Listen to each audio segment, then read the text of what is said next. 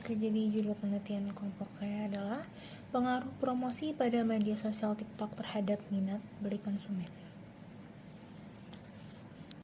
Metode penelitian yang dilakukan dalam penelitian ini adalah menggunakan survei. Survei itu dapat digunakan untuk deskriptif, penjelasan, dan tujuan eksplorasi. Mereka terutama digunakan dalam studi yang memiliki individu sebagai unit analisis. Meski cara ini bisa digunakan untuk unit analisis lain seperti kelompok atau interaksi, beberapa orang individu tuh harus menjadi responden atau informan. Nah, penelitian ini menggunakan survei untuk mendapatkan hasil dari para responden yang sesuai dengan kriteria penelitian kami.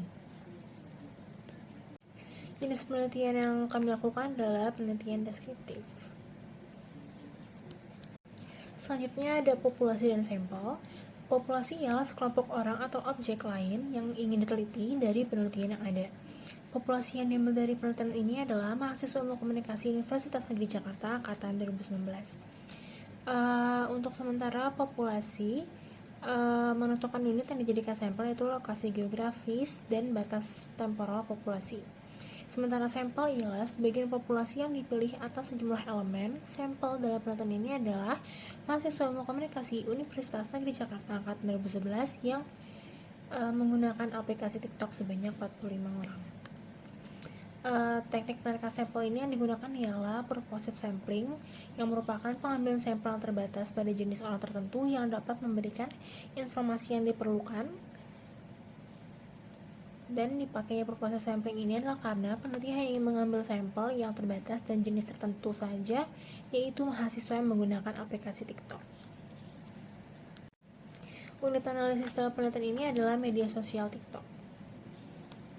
Penelitian ini, pengukuran sampel yang digunakan ialah menggunakan rumus Lovin, serta skala yang digunakan ialah skala Likert, di mana skala Likert ialah skala yang dapat dipergunakan untuk mengukur sikap, pendapat, dan persepsi seseorang atau sekelompok orang tertentu tentang suatu gejala atau fenomena pendidikan.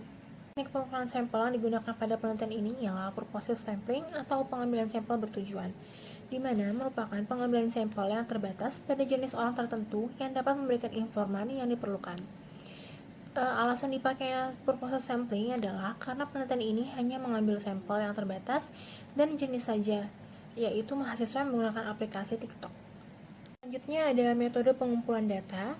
Dalam penelitian ini, kami menggunakan metode pengumpulan data dengan cara menyebarkan kuesioner melalui Google Form kepada mahasiswa ilmu komunikasi UNJ angkatan 2019. Kemudian, kami juga menggunakan metode pengumpulan data melalui studi kepustakaan.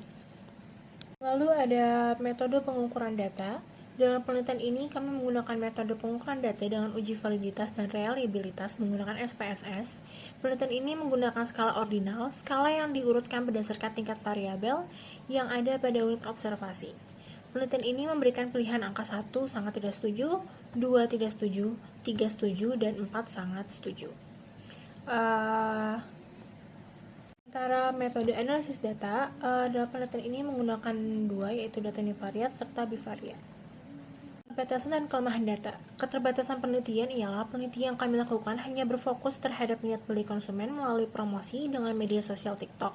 Karena aplikasi TikTok masih baru dan masih jarang yang menggunakan, sehingga kami memiliki keterbatasan untuk mendapatkan data dari pengguna TikTok. Selain itu, penelitian ini memiliki keterbatasan mengumpulkan jawaban kuesioner dikarenakan responden kami yang tidak semuanya memiliki TikTok, sehingga ada kesulitan untuk mengumpulkan responden sesuai target. Lalu kelemahan penelitiannya ialah penelitian ini belum dapat disebarkan secara luas dan hanya memiliki responden sekitar saja.